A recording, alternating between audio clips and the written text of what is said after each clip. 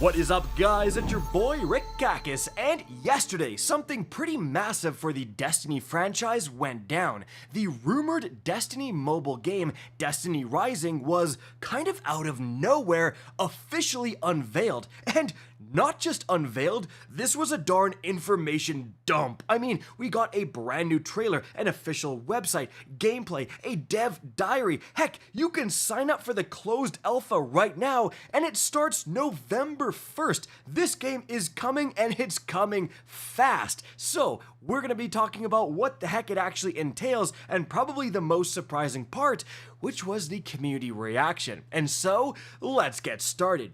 Now, in the background gameplay, you are going to see, first of all, that initial release trailer, Destiny Rising. Now, importantly, you'll notice, damn, this thing actually looks pretty good. I mean, that was honestly the first reaction from the community. I mean, I was watching this going, bro, I was expecting Candy Crush, Raid Shadow Legends, but with Destiny characters.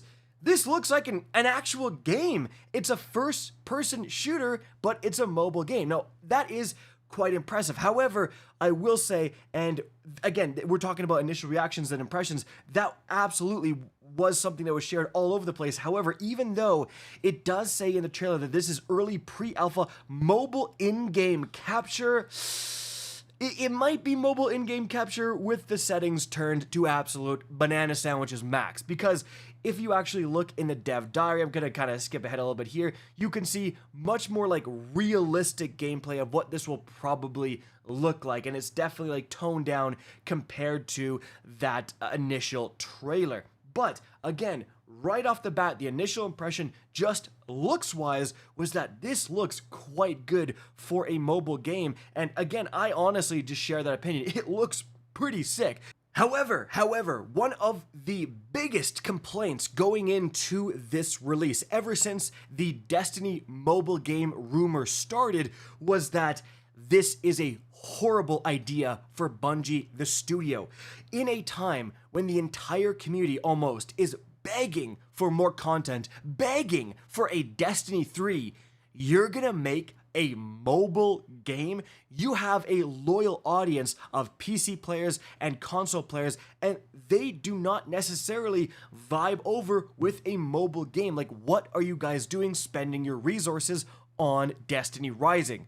However, this was also something that was crushed pretty much immediately upon this official unveil, because it turns out Destiny, the studio, is actually spending very little resources on Destiny Rising, if like arguably none at all. You see, all the way back in 2018, as you can see, NetEase made a $100 million investment in Bungie. So, all the way back in 2018, we kind of knew something akin to a mobile game was coming. We didn't exactly know how this partnership, how this investment would play out, but it really seems to be that NetEase is developing the entirety of Destiny Rising.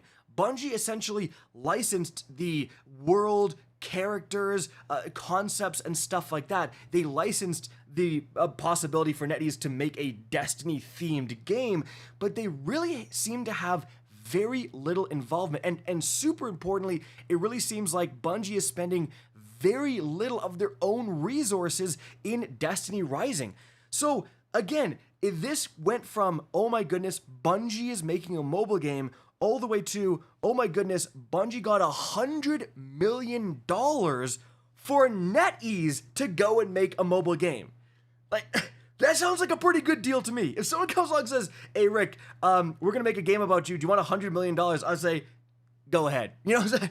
Go ahead, guys. Seriously, like, that seems to be what happened. And so that is good news in terms of Bungie's involvement. We really didn't want to see a huge portion of Bungie working on and dedicated to this mobile game that maybe didn't vibe with a lot of Destiny players. I think that part is very true. A lot of Destiny players are not interested in a mobile game, but if it's not taking any resources from Bungie, and in fact is only adding $100 million of resources to Bungie, or, you know, 20 million and 80 million goes to Pete Parsons' car collection.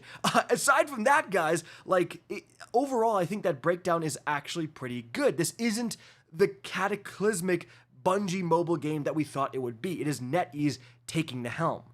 On top of that, guys, a lot of the things we saw from the reveal actually look genuinely cool. We have some new supers on display here. The Warlock summons a Void Scythe and goes bananas, and we also see like the Hunter doing a somewhat different variation of that solar super. We can see some new guns here, and in fact, they announced that Destiny Rising will have a new like mythic or mythical tier of weapon above exotic and all of this crazy stuff. So a lot of Destiny players are going, all right, that sounds pretty cool. Like that Void Scythe, let's not pretend that Void Scythe doesn't look pretty sick, right? Would that be something that could maybe come to Destiny at some point? Well, we'll really have to wait and see. It was also announced as part of this that Destiny Rising would be taking place in an alternate universe. Essentially, it's taking place in a time before there was the last city. So there's a bunch of warlords and individual characters. This is actually before a time of hunters, warlocks, and titans. Light bearers are just kind of their own thing. And it really sounds like this is going to be kind of a character collection based shooter, and each different character has its own abilities. Honestly, very similar sounding to something like The First Descendant, which came out very recently, and I know a lot of people really did enjoy that game. But overall, again, there is some genuinely cool features with Destiny Rising that it is introducing. And so overall, the community sentiment literally went from the Destiny mobile game is the worst idea known to mankind, this is a terrible thing, to, all right, this actually looks pretty sick.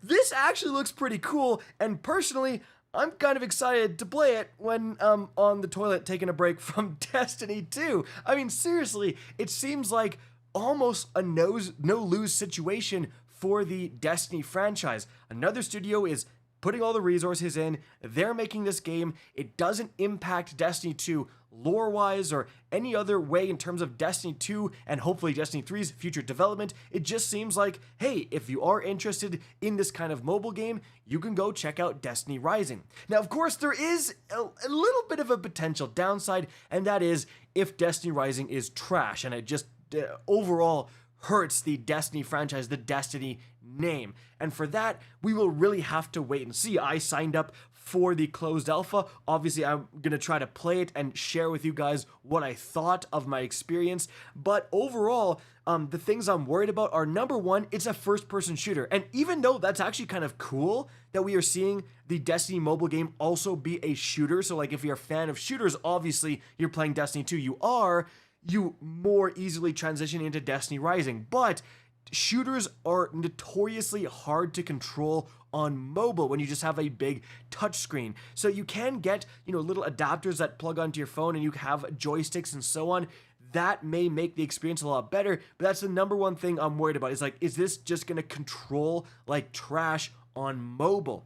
Now, keep in mind, Genshin Impact, Honkai Star Rail, these are technically mobile games, but they have PC clients and console clients, and huge amounts, millions of people play these games on their PC, on their console. They don't even touch the mobile aspect. You just have the ability to log on your phone and do some stuff on your actual mobile device as well. So perhaps Destiny Rising could kind of be a game like that, where, yeah, it doesn't control very well on the phone, but who cares? Because I'm on the PC client and I'm playing M&K. You know what I'm saying? But the other big worry is, how pay to win is this gonna be? Like, look, let's be honest, guys. It's NetEase here. It's gonna be pay to win. It's not like, will this be pay to win? It's going to be pay to win. It's a mobile game by NetEase, but how viciously pay to win are we talking about? Because a lot of technically pay-to-win games, I'm sure a lot of you guys play, I don't know, even Raid Shadow Legends, but Clash of Clans, all this stuff.